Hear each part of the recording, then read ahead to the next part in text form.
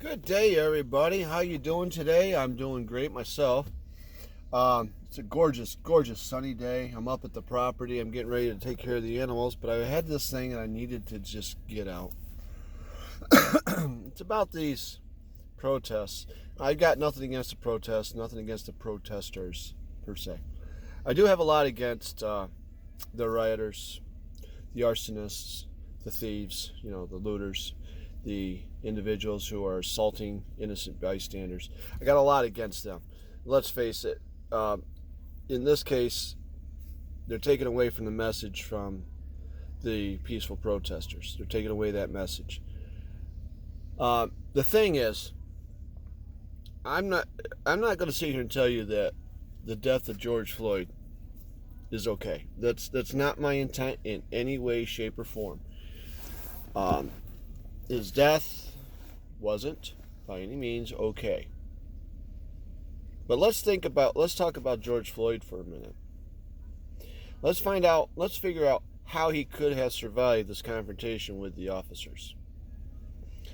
And there's a reason why we're going to do this. First thing is, both autopsies he's had, both of them. There's 2 autopsies he's had, both of them. Found he had fentanyl and methamphetamines in him. Well, that means something right there. The videos that I've seen, I haven't seen them all. I'm not going to sit here and tell you. I have to say I've seen 3 different videos. Okay? One where he was being taken out of the car and he was sat down. One where obviously the officer was on his neck. And one where they were struggling with him in the police car. Now, let's talk about the first video where he was pulled out of the car, placed in cuffs, and then sat down by the wall. Everything was normal right up to that point. Everything was normal. I tried to put myself in the position of being arrested and knowing how I'm supposed to act and how people are supposed to act once they're placed in cuffs, and seeing what was actually happening. That's all pretty normal. He was pulled out of the car, he was set on the sidewalk, he was probably there for questioning. Now, after he sat there for a couple of moments, the officer decided to pick him up off the sidewalk, in which case it looked like he was either struggling or George Floyd couldn't get his balance. I don't know. I couldn't tell. But I'm going to give him the benefit of the doubt and just say he couldn't get his balance. Excuse me, I'm trying to adjust this. Thank you. I'm going to sit there and say he probably couldn't get his balance. I'm giving him the benefit of the doubt. They take 3 steps, and the officer suddenly turns him and puts his face up towards the wall of the building that he was just sitting against. Now, from my experience, there's only one reason, possibly 2 reasons for that. Okay? One reason is he was found to have some kind of weapon or other contraband on him, and believe it or not, if you watch the video close enough, you'll see a white baggie falling from George Floyd. The other reason is if the officer thinks that the suspect is going to give him problems during their walk to the car. Now, I can't read minds by any means. I cannot read minds. I'm not going to sit here and say I can. I refuse to. But I can read body language. I can read facial expressions. And I'm going to be honest with you. When I was watching this, I saw a lot of body language and facial expressions that set off red flags for me from George Floyd. And let's start with the facial expressions. You can see it very easily. It was very angry, and you could see he was running his mouth. I doubt he was telling jokes, okay? I don't believe he was telling jokes about anything. I think he was giving the officer a rough time verbally. Now, the body language it's a little harder to read, but you could tell he's tensing up. That there in itself tells you everything you need to know. If the individual you've got cuffed is tensing up, he's going to give you problems. And I believe that's why the officer put him against the wall. Because not more than just a few seconds later, a second officer come over, and then the 3 of them left to go walk to the police car where everything else took place. Now, as you watch that, I forgot to put it in park. As you watch that, you'll see that they get across the street and they get down the block a little bit, and another cop car comes up. You can't see what happened there, okay? Because the cop car is blocking it. And by the time the cop car moves, the vantage point I had with my cell phone, you couldn't see nothing. All right. So the very next video I see is the one we're going to call number 2, and that's where they're struggling with him in the car. Now, why would they struggle with him in the car? Well, he was probably laying in there, because this is usually what happens when they have to struggle with someone in the car. He's probably laying in there, beating his head on the window or trying to kick the window out. You don't want to do that when you're cuffed by police officers, because that's when they're going to try and hog tie you. So, anyways, they got him out of the car. They got him on the ground. And now this officer, Chauvin, puts his knee to the neck of George Floyd. Yes, that is very ugly. And for the length of time that he did it, hats off to George Floyd for lasting as long as he did. It's a very uncomfortable position to a point of actual painful. And I'm talking very painful. And I found this out because the wife and I have been trying to figure out everything with this, and we actually demonstrated. She lasted longer than I did. All right, she lasted a lot longer. She lasted about 3 minutes that way before it became too painful for her to continue. I lasted about 1.5 minutes, but the one thing that I can say is we were able to breathe. We were able to breathe.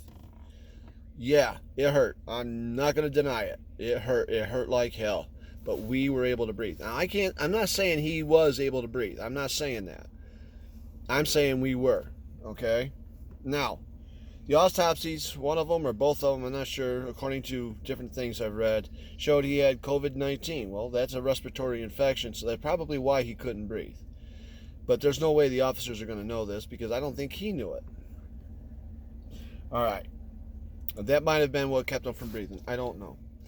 The whole point about all of this is the autopsy showed he was, as I said before, the autopsy showed that he was high on fentanyl and methamphetamine, which means he wasn't in his right mind to begin with.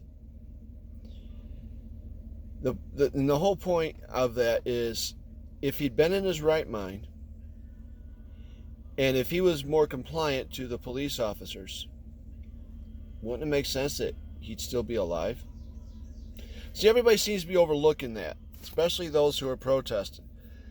I've often said, more times than not on here, in answers on Facebook and wherever else I go, comply and survive. If the officers are violating your constitutional rights, comply with what they want to do, go to a lawyer, and file a lawsuit. You're better off. You're going to survive long enough.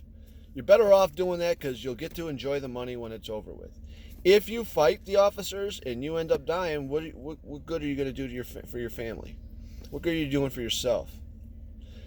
But compliance gets you a whole lot further, because, like I said, if they're violating your rights, because I'm going to tell you right now, sometimes that happens. Your rights get violated.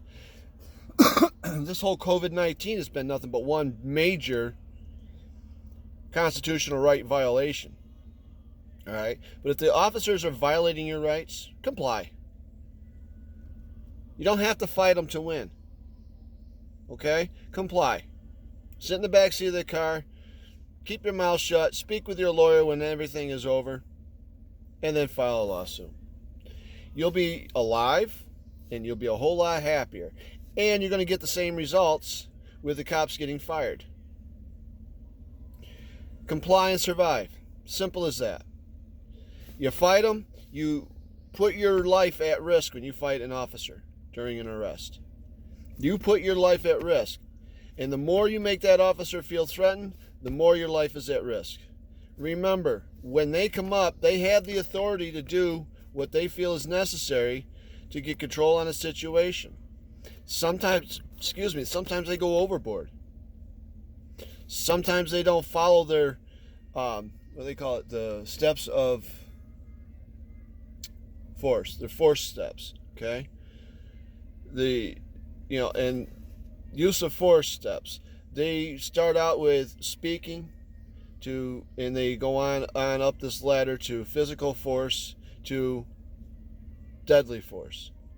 And the more you pursue fighting them, the higher the force goes. Believe it or not, an officer that's doing his job is going to start out with speaking to you. And he's going to use whatever force is necessary after that to get your compliance. Sometimes the wrong things happen. We're all human. Everybody is human. It's not like I don't believe they meant to kill him. I do believe that what they did was wrong, but I don't think they meant to kill him. I think they meant to just try and get control on him so they could get him from the street to the precinct where they could book him and do what they had to do. I think that was the ultimate goal. You got to also keep in mind, this George Floyd was no angel. He wasn't a choir boy. He's had several run-ins with the law, and he spent years behind bars at different times. He held a gun to the belly of a pregnant woman while 3 of his cohorts ransacked the house. Actually, he had somebody watch her while he and 2 others ransacked the house. He wasn't an angel. I'm not saying he deserved to die. I'm saying he could have survived if he had just decided to comply. He could have sued later if his rights were stepped on, if his rights were violated. He could have sued. And that is your alternative, ladies and gentlemen. That's your alternative. If a cop violates your rights, go to a lawyer and sue. Do not fight him. You fight him, you could end up dying. Their goal is to go home at the end of their shift. They're not going to let you take that goal away from them. Yes, they're here to protect and serve, but that doesn't mean they have to put their life on the line because somebody doesn't want to pay attention to what they're trying to get them to do. If they violate your rights, comply anyways, and then sue them. It's a simple deal. Compliance goes a long ways. Fighting can get you in the wrong direction in a very quick time. Less than 10 minutes for George Floyd to die because he couldn't be compliant. All right? Simple as that. Comply and survive. All right, well, I'm done. Talk to you later. Bye.